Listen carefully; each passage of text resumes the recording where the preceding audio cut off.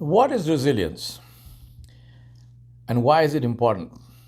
And why, especially today, 2021, when we have been through the COVID-19 coronavirus pandemic now for almost a year and a half, why is it that we need to think about and talk about resilience?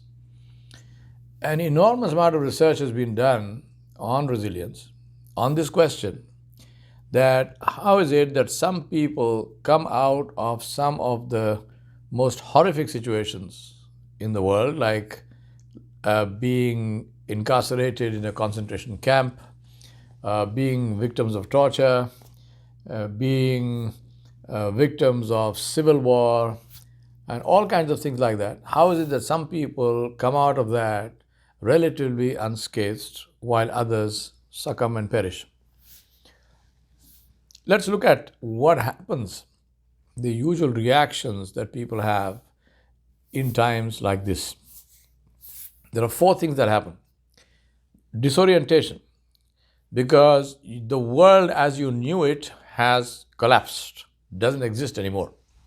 How many of us believed that there would be a time when planes wouldn't fly, when businesses would be shut down, when literally you would be confined inside your home, and if you came out on the street, you would be punished? Who ever thought that we would see such a day? But now this is old news. All of us saw it. And to see this globally, the whole world in one thing together, disorientation, because life as we knew it just disappeared, vanished. Number two, which comes as a result of that, is depression, despair. Number three is a loss of purpose. Now, I don't know what to do with myself. And add to that, maybe I lost my job and so on and so forth. And number four is actual fear of annihilation. I might die, I will die, my family might die. Now, these four things, disorientation, depression, loss of purpose, and fear of annihilation, define situations where resilience becomes extremely important. Now, it seems that we are living in such times. There's a three-step solution. What must you do? Three things. Number one, face the brutal facts, but don't lose hope. Now, this is like a two-in-one, and these two things seem to be apparently paradoxical, which is face the brutal facts, and number two is not lose hope in eventual success. Point number two is make sense of what is happening to whatever extent. Yes, we are disoriented, but we need to get back into a state where we can make some sense of what is happening. And number three, improvise your way through the mess. Now, one caveat, one warning. Painting a rosy picture is the fastest way to perish. In research done on people incarcerated in concentration camps during the war in Germany and in Vietnam, they came to the conclusion that those people who were there who thought that things are not really as bad as they look and we are going to be relieved come Christmas, the relieving force will come marching in. None of that happened, and come Christmas, they perished. So painting a rosy picture does not help. You got to look it straight in the eye. Now let's look at each of these three things one by one. So the first of it is face the brutal facts. Face the brutal facts. As I mentioned, face the facts as they are and do not paint them in a rosy color.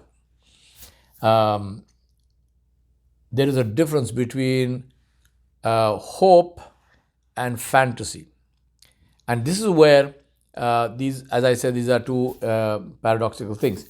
When we say face the brutal facts, we are not saying fall into despair. We are not saying give up hope. No. Face the facts, still have hope, but don't border on fantasy. Don't believe that something from somewhere else is going to come and help.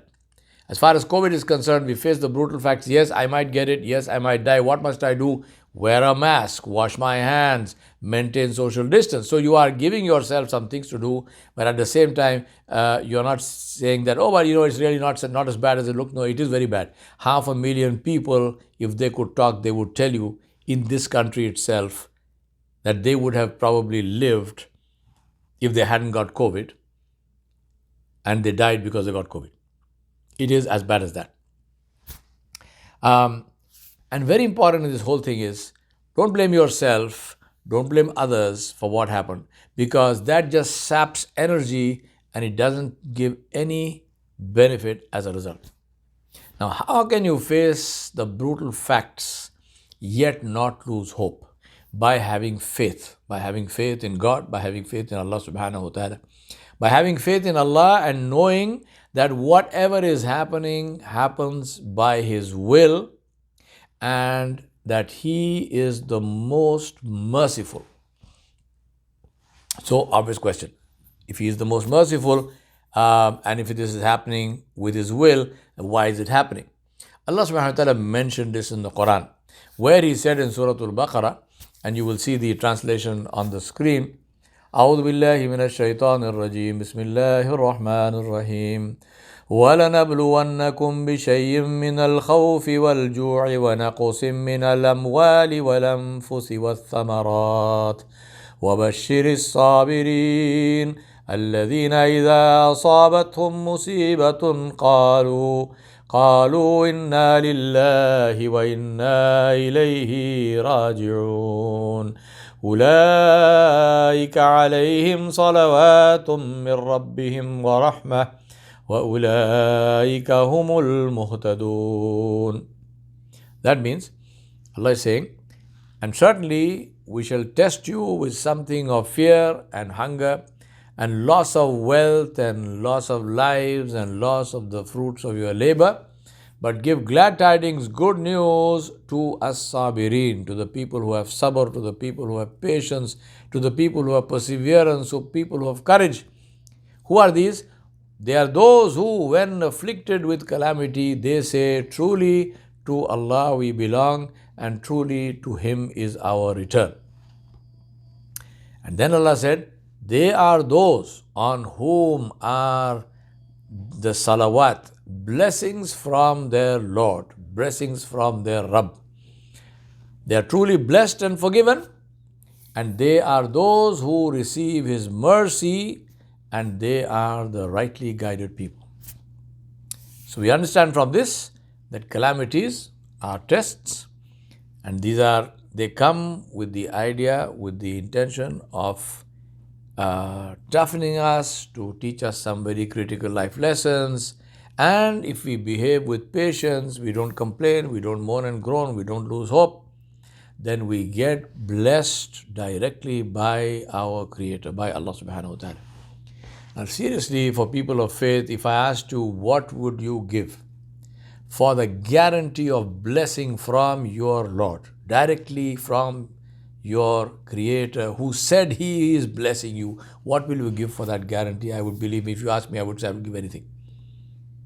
And all that I am required to do is whatever comes to me, behave with dignity and behave with calmness and behave with patience. Point number 2, make meaning of it. So face the brutal facts, but don't lose hope. Second one, make meaning of it. Ask yourself, analyze, why did this happen? How could I have prevented it? I'm not saying you or I are to blame, but is there something that we could have done to prevent it? Now, assess your assets and liabilities today. What are my strengths? What are my weaknesses? What can I do to leverage those strengths and cover those weaknesses? And therefore, what are the options open for me? It's extremely important to create immediate work goals for us to work towards. Idleness is lethal. Just sitting there brooding is the worst thing you can do. So get on with it, get action. Third point is improvise your way through the mess. There are no right answers. Nobody has a right answer, right? So what must I do? I must do the best that I can do, whatever that best is. So look for action steps given the present scenario.